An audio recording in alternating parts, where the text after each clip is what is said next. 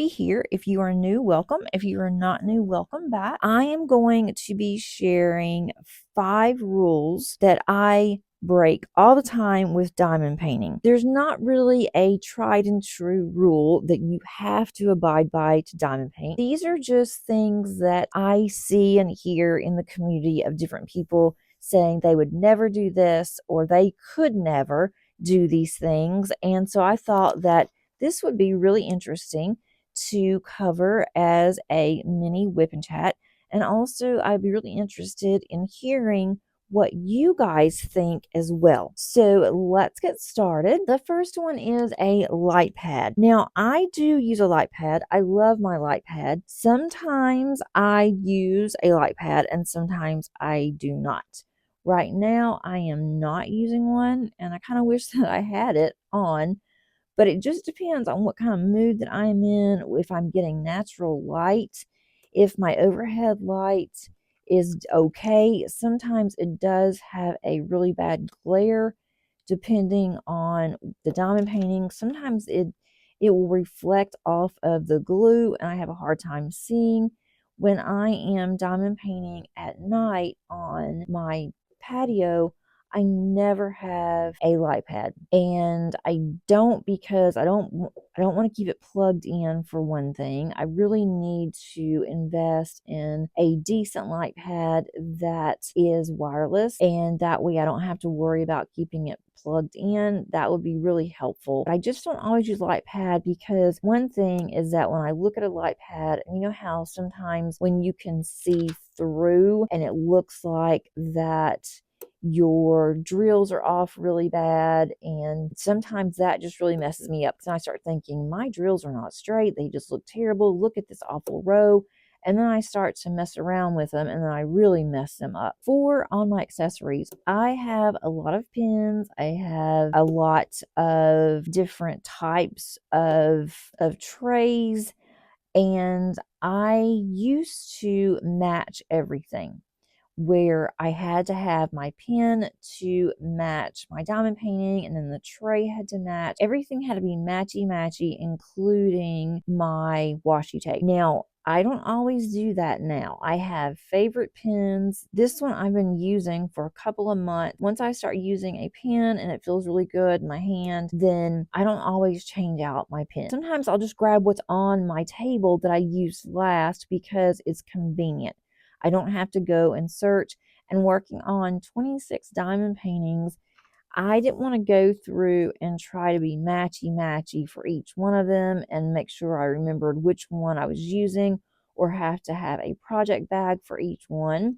Now, if I were only doing just a few diamond paintings, then I might go back. Probably I will go back and just match up again. And I don't think it looks that bad. It does not bother me that I'm not matching. When I first started doing this, I didn't really even pay attention. And then I realized one day that, I'm not matching. I was using like pink and green. I'm like, I don't know what's gotten into me, but then I started noticing that I really wasn't attempting to match. I was just using what was convenient and what was on my table. So let me know if you guys still insist on matching. Yeah, it's fun, but sometimes I don't want to spend the time trying to find something that matches. I just want to start diamond painting. So that is one of the really important parts. I know that a lot of people do like to match. And again, I did it for a long time. I loved it. But now I'm just kind of getting away from that a little bit. It's not as important to me as it once was. Number 3 is kind of a hot debate. This one is an extra large diamond painting canvas that is full of confetti and max colors, such as J Wall. Josephine Wall is one of my absolute favorite artists. I do have a couple of paintings that I have started. I have one that I'm using in my 26 for 26 challenge, and I'm hoping to get back to that one soon. It's a lot of fun, but it's one of those that I can do for a while and I have to stop and take a breather and then get back to it. But the one I'm working on now only has 101 colors. I have worked on one that has 300 colors, and you just treat it like you would any other diamond painting, in my opinion. But I love it. And I know that a lot of people do not like confetti, and they especially don't like having large canvases and then max colors. Sometimes max colors can take people out, and I totally get it.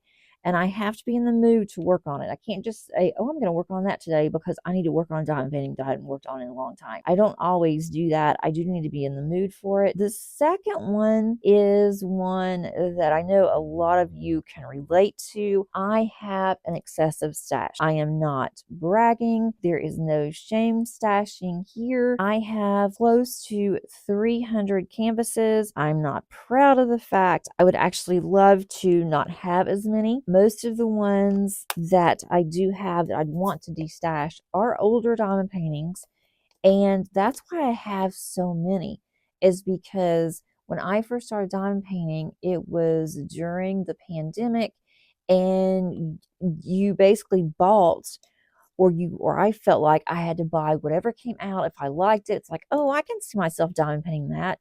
And it was something that I didn't even know if I was going to like or not.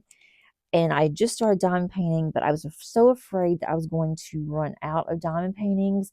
And then all of a sudden, everything opened up and I didn't have to worry about it. And so now I keep ordering more because I want the new ones. I want the new shiny things. So I am working on the ones that I can. When I do retire, which is countdown mode, it's not going to be for 5 years. But when I retire, I'm not going to have as much spendable money that I do now. And I will not be able to just buy willy-nilly like I can now, because I'm not planning on working an extra job just so I can have some fun money. I mean, I'm going to have money to play with, don't get me wrong, but I'm not going to have as much money when I retire. At least I don't think that I'm going to. And I'm going to have a lot of diamond paintings and I'm going to have more time. So that's how I am approaching that. Number one of my rules here is that I have multiple whips going on. I have mentioned a couple of times that I have 26 whips going on, and that's for the 26 for 26 challenge that was started by Shire Shenanigans, and it is chaotic. I will definitely be the first one to admit that. I know that others say that as well, but it's a fun chaos for me. It's a fun chaos for me where I can decide what I want to work on when. If I can't decide, I have a wheel picker, and I have not been sad at all for my random wheel picker, what it does decide for me. It has been a lot of fun. I have thoroughly enjoyed doing that, and I have them hanging on a clothes rack, and I have named her Dot. So Dot has over 26. So I have some that I've opened. I have not kitted those up yet. I've opened them and I've just let them hang out there for a little bit until I decide if I'm going to put them back in the box or work on them later. And right now, I'm not worried because I have plenty of extra room on there. Now, when these canvases start to get really heavy, because some of my canvases they have some drills on them. They all have drills, but some have more drills than others. So I need to kind of watch and make sure it doesn't get too heavy and then it starts to tip over.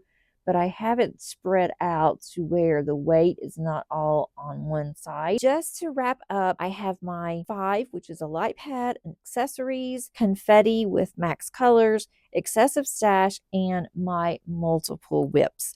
I found this to be really fun when I started thinking about what are some rules that I break.